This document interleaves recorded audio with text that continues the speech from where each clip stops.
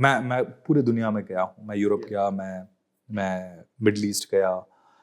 हमारे से अच्छा नेटवर्क, हमारे से अच्छा टेलीकॉम नेटवर्क किसी देश में नहीं है, हमारे से सस्ता डेटा किसी देश में नहीं। यस मैं सऊदी में गया जनाब, 1 GB के 80 रुपए।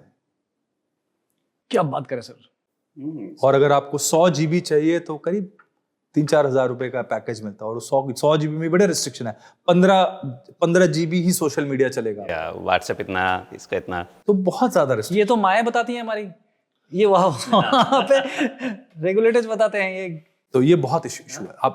अब उसका आपको उसकी शुरुआत देखनी पड़ेगी कहाँ से हुई। अगर आप जाए 1980s में जाए तो army had one of the best communication networks called एस्कॉन।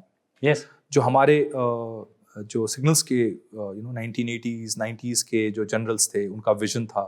And we were amongst the first to have a dedicated wireless network right up to the borders। ठीक है, आप कहीं भी जाए आप लॉग इन कर सकते थे। हमारा एक बहुत ही अच्छा नेटवर्क होता था, एरन, आर्मी रेडियो इंजीनियरिंग नेटवर्क। और तब हमारे पास मोबाइल फोन होता था, हमारे जीप्स में मोबाइल फोन माउंटेड होता था डेजर्ट एरिया में। जनरली वो डेजर्ट्स के लिए बना था, क्योंकि डेजर्ट फ्लैट होते हैं, वो जंगल एरिया में नहीं काम करता। मुझे याद है, आपने ये सब मुझे याद करवाया था जब मैं पढ़ता था तब। तो आर्मर्ड के ऑफिसर्स होते हैं, उनको ये सब पता होता है, क्योंकि वो लोग हमारे साथ ही ऑपरेट करते हैं। तो इसलिए अगर आप देखें, देन वो जो ऑफिसर्स थे वो जब रिटायर हुए, वो गए हमारे सिविल कॉर्पोरेट्स में नहीं, corporate not only corporates, in the telecom, TRAI। And अगर आप देखें तो बेस ऑफ आर एयरटेल के मैक्सिमम जो सीनियर इंजीनियर्स हैं, CTOs हैं, they are all army officers, navy officers.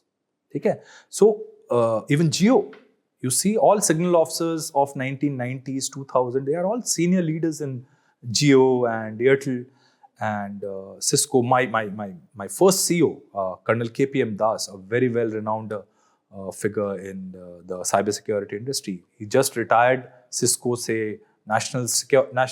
he was the senior, I think he was the strategic security officer for Cisco.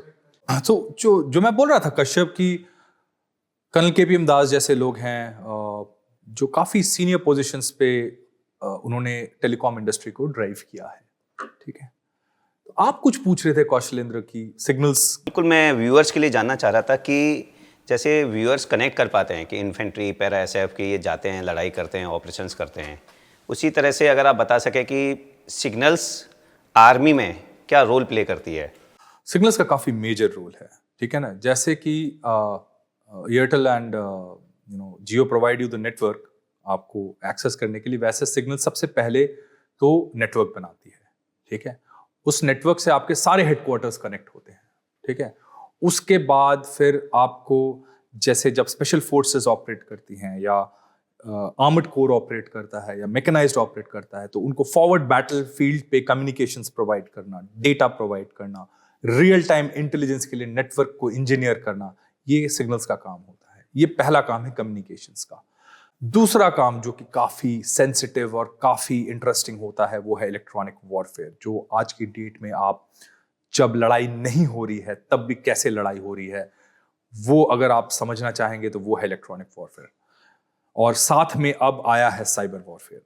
ठीक है, अगर आप इलेक्ट्रॉनिक वॉरफेयर और साइबर वॉरफेयर की इंडियन सब कॉन्टिनेंट में बात करें तो उसकी इजाद कोर ऑफ सिग्नल्स से हुई, जब हम लोगों ने इलेक्ट्रॉनिक वॉरफेयर यूनिट्स खड़े किए। The most important part is जो अभी अगर आप लड़ाई देखते हैं तो इलेक्ट्रॉनिक वॉरफेयर एक बहुत ही चैलेंजिंग फील्ड है, जिसकी वजह से हम दुश्मन को शायद लड़ाई में जाने से पहले ही परास्त कर सकते हैं।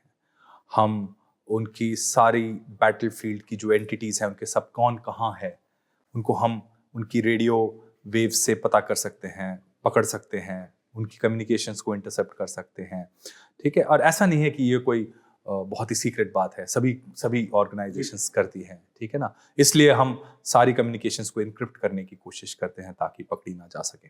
बट फिर भी बजाय उसके भी काफ़ी इंफॉर्मेशन आप रेडियो स्पेक्ट्रम से निकाल सकते हैं, जो कि आप लोगों को बैटलफील्ड इंटेलिजेंस मिलती रहती है, जहाँ से आप पता करते हैं कि अच्छा मिलिटेंट कहाँ होगा या किसी दुश्मन की लोकेलिटी टुकड़ी कहाँ होगी।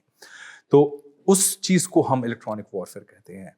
तो अगर आप देखें काउंटर इंटेलिजेंस में हमारी जो इलेक्ट्रॉनिक वॉरफेयर यूनिट्स हैं उन्होंने काफ़ी सक्सेस किया है, उन्होंने आपको काफ़ी इनपुट्स दिए होंगे। अगर आपको एक जंगल में ऑपरेट करना है तो आपको पिन पॉइंट लोकेशन दी जाती है कि भाई यहाँ पे लाइकली है, कैसे होता है वो। तो उसमें काफ़ी टेक्निकल इंटेलिजेंस इन्वॉल्व होती है, एंड उसके लिए डेडिकेटेड यूनिट्स होते हैं, वो भी सारे सिग्नल्स के काफ़ी माहिर ऑपरेटर्स। जो सर आप कह रहे हैं कि मोबाइल फ़ोन के टावर्स और जो पिन पॉइंट लोकेशंस वो ट्रैक करती हैं, उसके बारे में उनका लोकेशंस शेयर करती हैं? देखिए, अगर आप मोबाइल टेक्नोलॉजी देखें तो कुछ भी अगर हवा में है तो मैं उसको पकड़ सकता हूँ। एक बात याद रखिए, अगर आप किसी चीज़ को हवा में इस्तेमाल कर रहे हैं तो कोई रोक तो सकता नहीं है मेरे को, तो मैं उसको पकड़ सकता हूँ, मैं उसको एनालाइज कर सकता हूँ, मैं उसमें से डेटा को इंटरप्रेट कर सकता हूँ, मैं शायद आपकी लोकेशन निकाल सकता हूँ, शायद मैं आपकी डिवाइस को सुन भी सकता हूँ। तो छोड़ दीजिए मेरे पे, है? तो टेक्नोलॉजी में सब कुछ पॉसिबल है, और उसी को हम हैकिंग का टर्म देते हैं। अब हैकिंग ज़रूरी नहीं है कि बहुत ही मुश्किल है या बहुत ही ईजी है। अगर आप सोचिए, आप किसी मिलिटेंट को अटैक करने जा रहे हैं और मैंने एक छोटे से बच्चे को बोल दिया कि आप यहाँ बैठ जाओ और जब इस यूनिट से गाड़ी निकली बस इतनी इंफॉर्मेशन बता देना, तो वो इंफॉर्मेशन वॉरफेयर हो गया। ठीक है ना? तो जरूरी नहीं है कि आपको किसी को हैक करने के लिए बहुत बड़ी टेक्नोलॉजी चाहिए। आप उसके गैप्स को फाइंड आउट करके आप उसको हैक कर सकते हैं। अगर मुझे किसी बहुत बड़ी कॉर्पोरेशन को हैक करना है, ठीक है ना, तो कोई बहुत ज्यादा रिसोर्सेज नहीं खरीदूंगा। मैं देखूंगा सबसे इजी तरीका क्या है इनकी ऑफिस में घुसने का और एक छोटा सा बग लगाने का, है ना। तो मैं उनकी फिजिकल सिक्योरिटी को टेस्ट करता हूँ। कई बार फिजिकल सिक्योरिटी टेस्टिंग करते हैं हम, पेनिट्रेशन टेस्टिंग में। काफ़ी बड़ी बड़ी कंपनीज होती हैं जो चाहती हैं कि उनकी फिजिकल सिक्योरिटी को बताएं कि क्या गैप्स हैं, ठीक है ना, और वो हम लोग नहीं, who else can do that better than you, sir? आपसे बेहतर कौन कर सकता है? तो हम देखते हैं, अच्छा गैप है, ये इनका स्विच पोजीशन है, खुला पड़ा है, जाके एक छोटा सा बग उनके किसी खाली पोर्ट में लगा दिया।